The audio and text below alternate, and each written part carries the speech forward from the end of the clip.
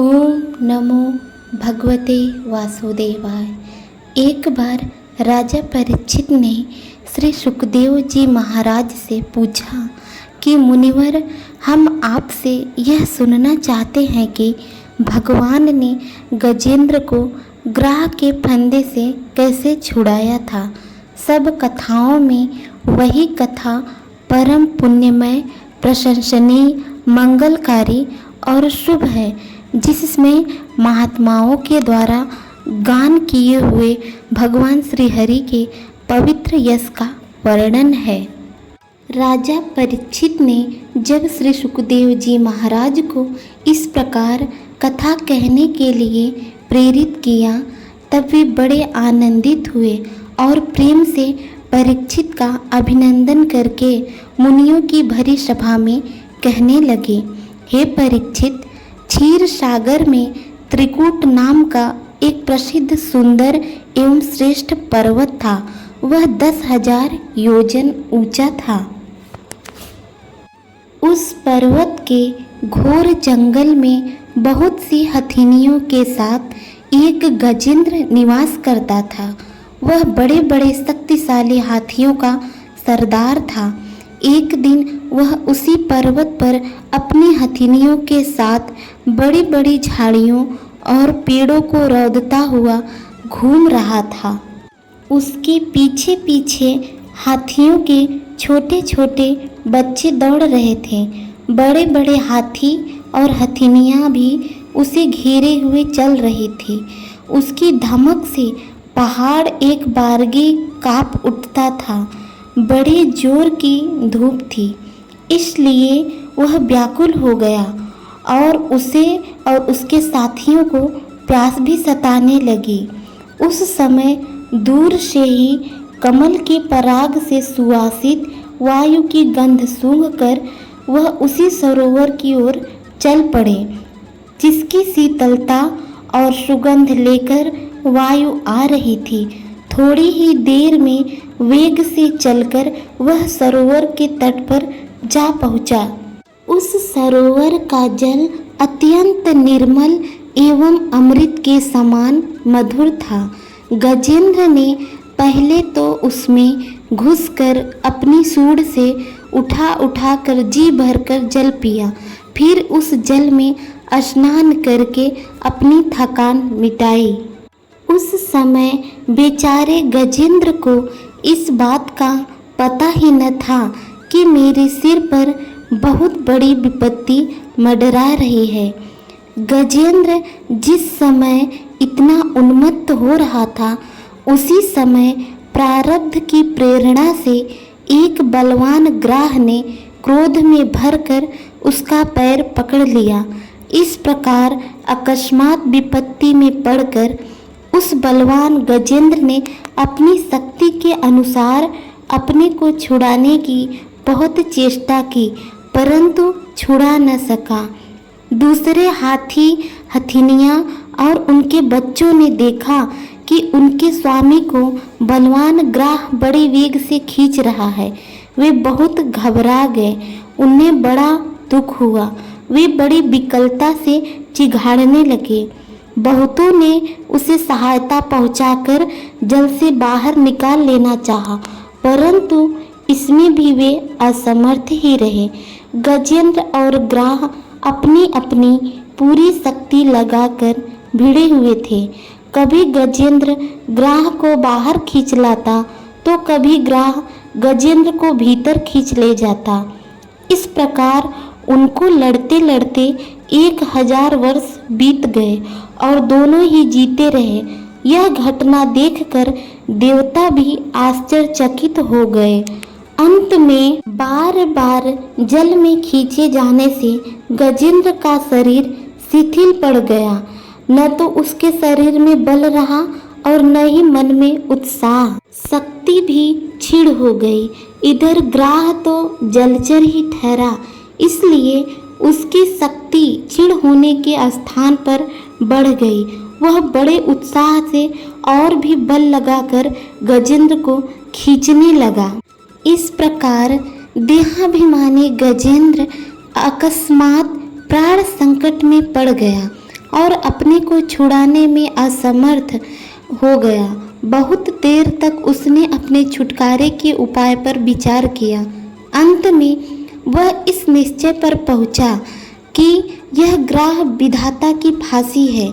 इसमें फंसकर मैं आतुर हो रहा हूँ। जब मुझे मेरे बराबर के हाथी भी इस विपत्ति से न उबार सके, तब ये बेचारी हथिनियाँ तो छुड़ा ही कैसे सकती है। इसलिए अब मैं संपूर्ण विश्व के एकमात्र आश्रय श्री भगवान की ही शरण लेता हूँ। काल बड़ा बली है। यह सांप के समान बड़े प्रचंड वेग से सबको निगल जाने के लिए दौड़ता है।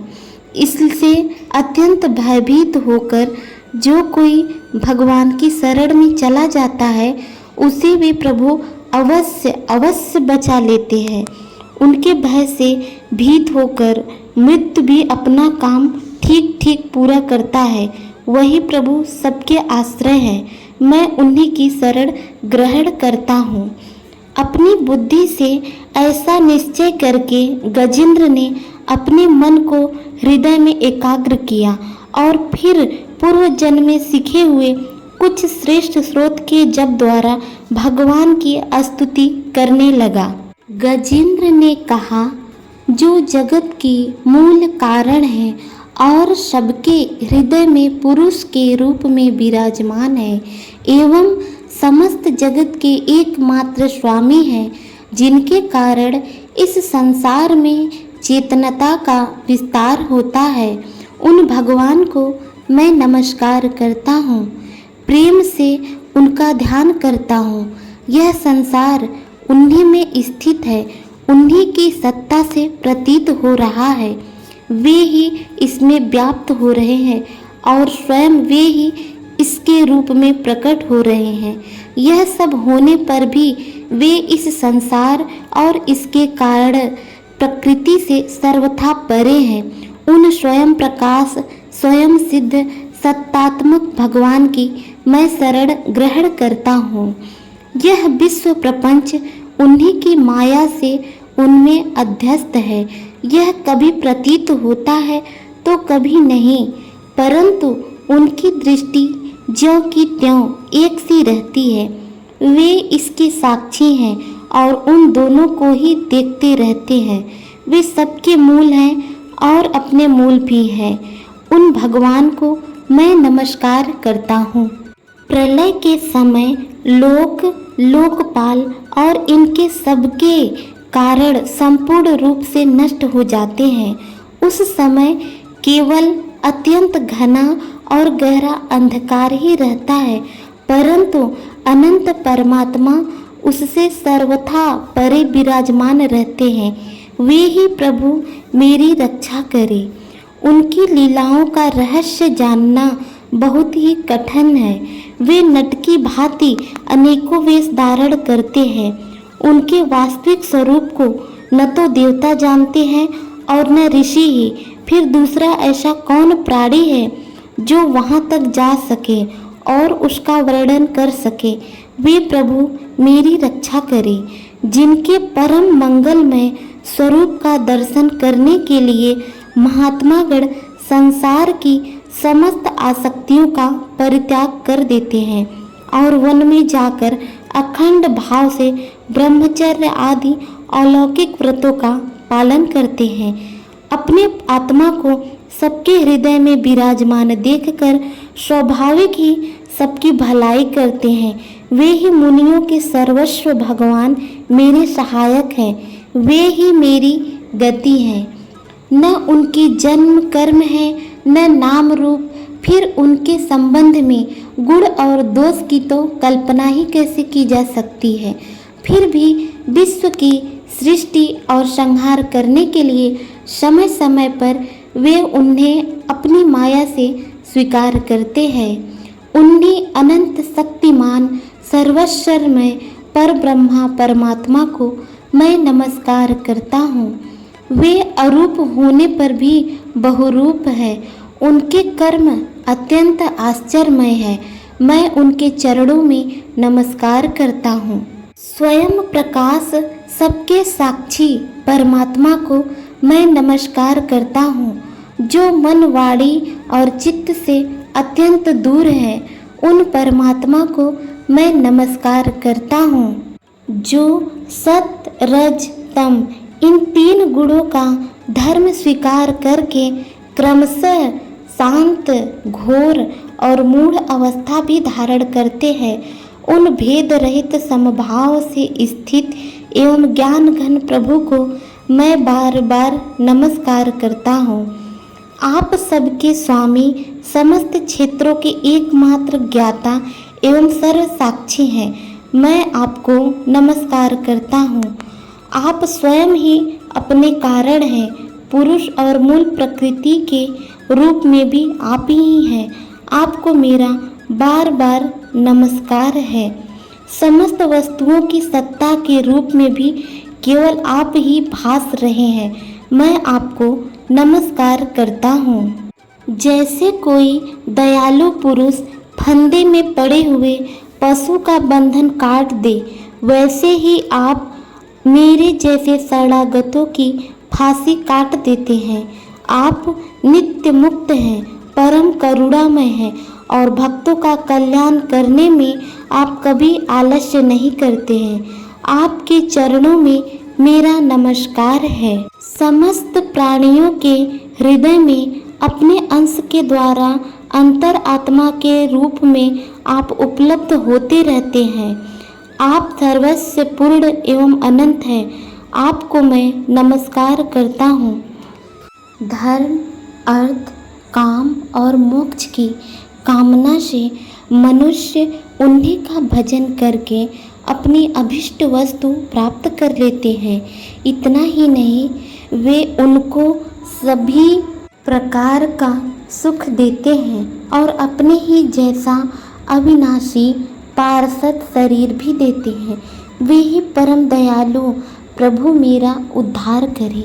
जिनके अनन्य प्रेमी भक्तजन उन्हीं की शरण में रहते हुए उनसे किसी भी वस्तु की, यहाँ तक कि मोक्ष की भी अभिलाषा नहीं करते, केवल उनकी परम दिव्य मंगलमयी लीलाओं का गान करते हुए आनंद के समुद्र में निमग्न रहते हैं। जो अविनाशी, सर्वशक्तिमान, अव्यक्त, इंद्रियातीत और अत्यंत सूक्ष्म है, जो अत्यंत निकट रहने पर भी बहुत दूर जान पड़ते हैं, जो आध्यात्मिक योग अर्थात ज्ञान योग या भक्ति योग के द्वारा प्राप्त होते हैं, उन्हीं आदि पुरुष अनंत एवं परिपूर्ण पर ब्रह्मा परमात्मा की मैं स्तुति करता हूँ। जिनकी अत्यंत छोटी कला से अनेकों नाम रूप के भेदभाव से युक्त ब्रह्मा आदि देवता, वेद और चराचर लोकों की सृष्टि हुई है। जैसे धधकती हुई आग से लपटे और प्रकाशमान सूर्य से उनकी किरणें बार बार निकलती और लीन होती रहती हैं, वैसे ही जिन स्वयं प्रकाश परमात्मा से बुद्धि, मन, इंद्रिय और शरीर जो गुणों के प्रवाह रूप हैं, बार बार प्रकट होते तथा लीन हो जाते हैं, वे भगवान न देवता है और न असुर। वे मनुष्य और पशु पक्षी भी नहीं है, न वे स्त्री हैं, न पुरुष और न नपुंसक। वे कोई साधारण या असाधारण प्राणी भी नहीं है, न वे गुण हैं और न कर्म, न कार्य है और न तो कारण ही। सबका निषेध हो जाने पर जो कुछ बचा रहता है वही उनका स्वरूप है तथा वे ही सब कुछ हैं। वे ही परमात्मा मेरे उद्धार के लिए प्रकट हों। हे प्रभु, मैं जीना नहीं चाहता। यह हाथी की योनि बाहर और भीतर सब ओर से अज्ञान रूप आवरण के द्वारा ढकी हुई है। इसको रखकर करना ही क्या है। मैं तो आत्म प्रकाश को ढकने वाले उस अज्ञान रूप आवरण से छूटना चाहता हूँ, जो काल क्रम में अपने आप नहीं छूट सकता, जो केवल भगवत कृपा अथवा तत्व ज्ञान के द्वारा ही नष्ट होता है। इसलिए मैं उन परम ब्रह्मा परमात्मा की शरण में हूँ। जो विश्व रहित होने पर भी विश्व के रचयिता और विश्व स्वरूप है, साथ ही जो विश्व की अंतर आत्मा के स्वरूप में विश्व रूप सामग्री से क्रीड़ा भी करते रहते हैं, उन अजन्मा पदम स्वरूप ब्रह्मा को मैं नमस्कार करता हूँ। योगी लोग योग के द्वारा कर्म वासना और कर्म फल को भस्म करके अपने योग शुद्ध हृदय में जिन योगेश्वर भगवान का साक्षात्कार करते हैं, उन प्रभु को मैं नमस्कार करता हूँ। प्रभु, आपकी 3 शक्तियों रज तम सत रागादि वेग असहाय है। समस्त इंद्रियों और मन के विषयों के रूप में भी आप ही प्रतीत हो रहे हैं, इसलिए जिनकी इंद्रियां वश में नहीं है वे तो आपकी प्राप्ति का मार्ग भी नहीं पा सकते। आपकी शक्ति अनंत है, आप शरणागत वत्सल हैं, आपको मैं बार बार नमस्कार करता हूँ। आपकी माया अहम बुद्धि से आत्मा का स्वरूप ढक गया है, इसी से यह जीव अपने स्वरूप को नहीं जान पाता। आपकी महिमा अपार है। उन सर्वशक्तिमान एवं माधुर्य निधि भगवान की मैं शरण में हूँ। श्री सुखदेव जी कहते हैं, परीक्षित, गजेंद्र ने बिना किसी भेदभाव के निर्विशेष रूप से भगवान की स्तुति की थी, इसलिए भिन्न भिन्न नाम और रूप को अपना स्वरूप मानने वाले ब्रह्मा आदि देवता उसकी रक्षा करने के लिए नहीं आए। उस समय सर्वात्मा होने के कारण सर्वदेव स्वरूप स्वयं भगवान श्रीहरि प्रकट हो गए। विश्व के एकमात्र आधार भगवान ने देखा कि गजेंद्र अत्यंत पीड़ित हो रहा है, अतः उसकी स्तुति सुनकर वेदमय गरुड़ पर सवार हो चक्रधारी भगवान बड़ी शीघ्रता से वहाँ के लिए चल पड़े जहाँ गजेंद्र अत्यंत संकट में पड़ा हुआ था। उनके साथ स्तुति करते हुए देवता भी आए। सरोवर के भीतर बलवान ग्राह ने गजेंद्र को पकड़ रखा था और वह अत्यंत व्याकुल हो रहा था। जब उसने देखा कि आकाश में गरुड़ पर सवार होकर हाथ में चक्र लिए भगवान श्री हरि आ रहे हैं, तब अपनी सूंड में कमल का एक सुंदर पुष्प लेकर उसने ऊपर को उठाया और बड़े कष्ट से बोला, नारायण जगत गुरु भगवान, आपको नमस्कार है। जब भगवान ने देखा कि गजेंद्र अत्यंत पीड़ित हो रहा है, तब वे एक बारगी गरुड़ को छोड़कर कूद पड़े और कृपा करके गजेंद्र के साथ ही ग्राह को भी बड़ी शीघ्रता से सरोवर से बाहर निकाल लाए।